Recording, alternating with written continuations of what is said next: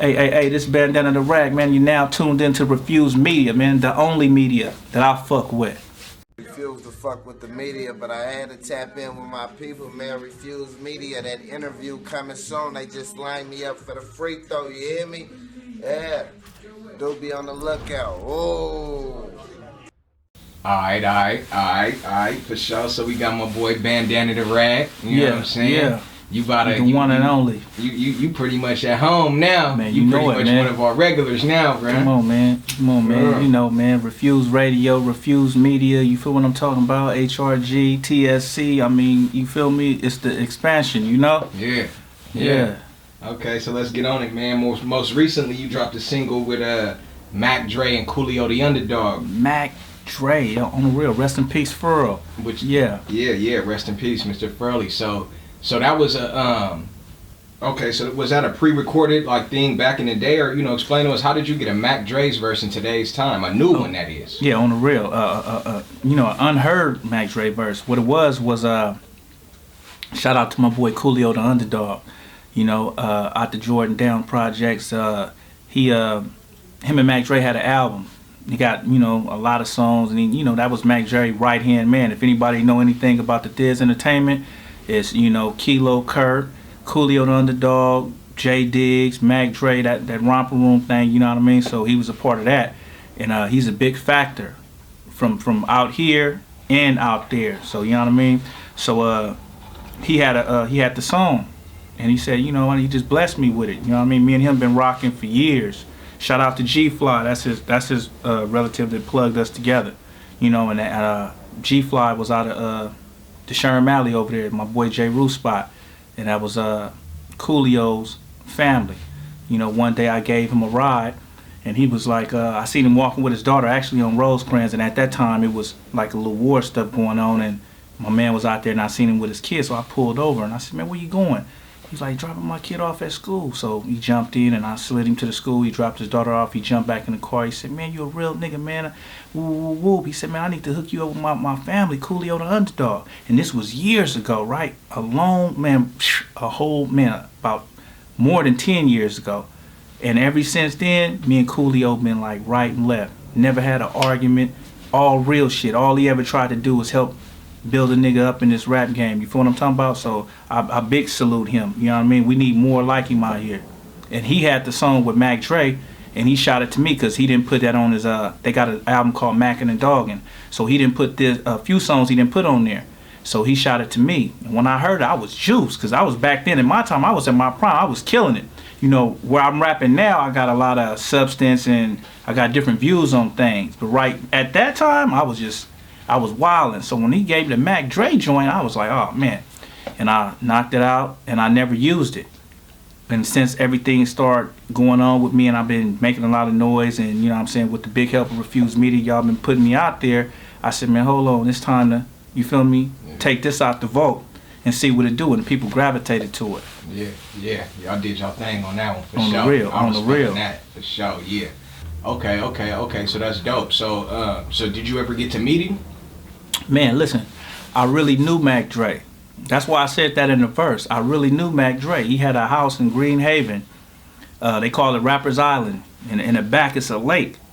And he'll be on his boats, the pedal boats, headphones on, his little different artists or whatever. They all be up there. He had two, the old school screen TVs. He had two of them together side by side in his house. It was a condo or something, right? And he had a DVD called Exposition of Speed. And we was watching it in his house with him, blowing or whatever. And he had the studio up in there. Ryder J. Clyde, he was up in there. And I had a young dude named Young Lawless. You heard of him of being tied to Game in Black Wall Street. So I had him. He was a youngster with me. Went to Sacramento with me. So when I took him to Mac Dre house, it blew him out the water. So we up in there. J. Diggs came up in there and we was all watching Exposition of Speed, man. Me and him and Dre. And I chilled with him for a minute and got up out of there, and I would always see Mac Dre in traffic. But my first time I ever seen him, me and Revenge and my group, but we was the head honchos, and we went out there to get a record deal with Black Market Records.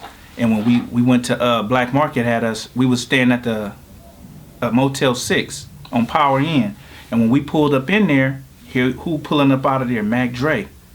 He had a Benz. He had the grill. He had another little cat with him. Had a grill. They was killing it. So we pulled in and we got a chance to holler at him. He jumped out. He was hanging with us. We went to the room. Mac Dre come up in the room with us, and we show him the black market contracts. He jumped on the bed, kicked his feet up, and we was asking him about, is this cool, what's not cool. Man, he highlighted about 20 different things. He knew that fucking paperwork. It fucked me up, because, like, he was a street dude, a rapper, and all of that, and I wouldn't think he would know all of this part of the business. Yeah. He knew what certain words meant. Oh, no, this ain't cool. He underlined shit. He threw us back the contracts, you know what I'm saying, and we chopped it up. I didn't know him. I asked him to freestyle. That showed I didn't really know who Mac Dre was, but I know he had a big name out there. But the people in my group, like Revenge and Trauma, they was like, man, Mac Dre, woo, woo. So I asked him to freestyle. He kicked some shit, and he chilled with us. And then every time we went out there, we would run across him. So he knew us as, man, them LA cats, man. We had Phantom keyboards. We was the first ones with the Phantom. Revenge them had Phantoms. So when Mac Dre, he was big on them Tritons and all of that. So when he seen the Phantom, he like, man, these niggas serious. They came way from LA out here and got a deal with Black Market and had Phantom keyboards. So as years went on, when I stayed out there that year, I would see him in his Cougar with white girls driving. He in the back. Oh man, that boy was high powered. I see him in his Range Rover. It was like, the rappers where we from, we don't really get to see like that. Or if we do, it's on the freeway or they passing. You would see Mac Dre coming out of a liquor store down there. You would see him in the streets, in his cars with his grill doing his thing. So that was the big difference for me being down here and going down there. And then we went to a show.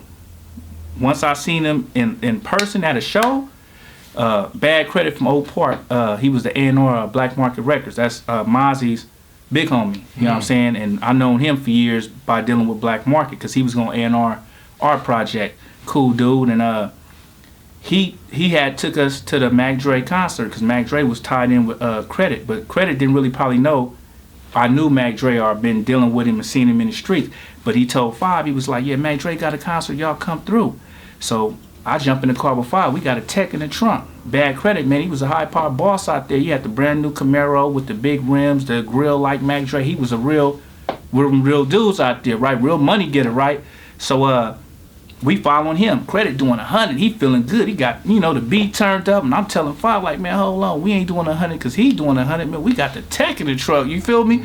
We gonna get to where we going. We behind him, man, but we can't be both of us doing 100, and we got the strap on us. So we end up getting to the show, and nigga Mac Dre came out. Listen, homie, I done seen people perform. I done looked on YouTube and different places and seen people perform and have big shows. This dude was an entertainer, homie. I ain't never seen a rapper entertain like that. He took rap to another level. When he got on that stage, it was lights, camera, action. We got up in that motherfucker, man. It was jam-packed. It was in Santa Rosa. We slid all the way down there. Nigga, Mac Dre got up on that stage and started doing the bird. And them motherfuckers went crazy. That shit fucked me up, homie. I seen that. Man, when you see him in the street, he could be cool and chill. But when it's showtime, Mac Dre kills it. That's why his name and his legacy is so powerful down there. Because every time it was showtime, he killed it. I had a little DVD I was trying to do with K5, The Natural. We got some footage, my boy Fat Al from Metaview. His brother was his brother, I think, rest in peace. And that was his last little footage. But I lost the tape. I had Mac Dre on it and everything. I went back to Rappers Island and Mac Dre got on my camera for me and all that. He wanted to come to Compton with me to do some shows. Honest to God, my right hand to God, homie. And in my mind, I was like, what the fuck am I gonna do in Compton with Mac Dre? Like, cause he don't know it's politics down here. Way back then it was politics. Like, the plug I had, I told him, I said, well, I can get you at the Crystal Park Casino. But in my mind, I was like, if Mac Dre come down here, every hood liable to be in there and it's gonna go down. Yeah. He don't know, he gonna perform, but it's gonna be too many different people, you feel me? But he knew I was a real Compton dude, and he had big love for me. So when Coolio gave me that song, it meant a lot to me because I really knew him. Okay. I'm like, I'm a Compton nigga that really knew him. So if he was living and Coolio did that, and when he found out it was me and seen me, oh yeah, I know, yo, hell yeah, that's cool, because we was cool. You feel me? A lot of people had Mac Dre songs and this and that, and they didn't know him. Yeah. You feel me? Or else it was just business. Yeah. When he had us in that house watching Exposition of Speed, it was that showed you had to be one of his partners to be in his house. That's where he laid his head at. You feel me? And like I said, it was Jay Diggs, Rodder J. Clyde was up in there, and I felt at first I was feeling some type of way because I got the weed. Mac Dre got to the weed, man. I put in for the weed and whatever, and Mac Dre and them put in for his shit, but I did it just because it was hospitality. But I'm here in your spot, man. Hold on, I was smoking back then, right? But Rodder J. Clyde, he would never acknowledge a nigga when he was smoking that weed. Like he'd pass it, but never make eye contact, right? And he one of the mob figures. So at that time, that was before I was ever dealing with AWACS or was tied to Pyrex Records. Yeah. So it would have been never no reason for him to feel a certain type of way about me because this was way before that time. But he never looked at a nigga, right? So me and Young Lawless, we was like, man, what's up with dude, man? But dude is just really like that. Yeah. Cause I'm like, I bought the weed. Hold on, you ain't finna look me in the eye and pass me my shit now. You feel me? Yeah. But he ended up. And shout out to him too, man. He'll remember if he see this interview. He'll remember. And I was out there for a whole year. Shout out to rest in peace King Freako, and shout out to Nut Brittle the Professor. That's another high powered dude out there that I stayed next door to, from the Smash unit, Ghetto Stars, and all of that. High power dude. You see him on my Instagram, man. He's the man in Pueblo. Okay. Pittsburgh, California out there. He's the man down there. I stay right next door to him. Okay, for sure. Okay. So when you was out there and you was dealing with bad credit, was Mozzie around? Was he around back then? Okay, now when I dealt with Mozzie, shout out to Mozzie too, shout out to Sibo and everybody down there, the Black Market family and everything. But when I dealt with Mozzie, I was out there, Sonny B, Blow You Up Promotion, GP the Beast. GP is Mozzie's uncle. And Sonny B is related to GP. I think that's Mozzie's other uncle. So at that time, GP was signed, he was on Death Row. He had that song, The Cough. He sounded like DMX.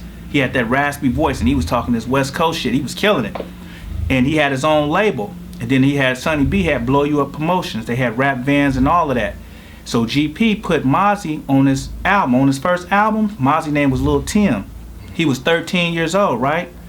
So when me and Revenge was out there, Revenge would come out there, and a lot of LA cats would come out there. They come to my house because that's, I had the spot down there with a little female I was dealing with. So they'd come to my house. I had like 5 niggas from LA at my house for 2 weeks, but they going back and forth to Black Market Records. They going here and there trying to get their music shit popping. So when I introduced them to Sonny B wanted to manage all of us. He was pumping GP the Beast, and he kept telling us, he said, Little Tim, you ain't heard, wait a minute, listen. He kept playing Mozzie shit, but Mozzie's name was Lil Tim, and it was another dude named Lil Darrell.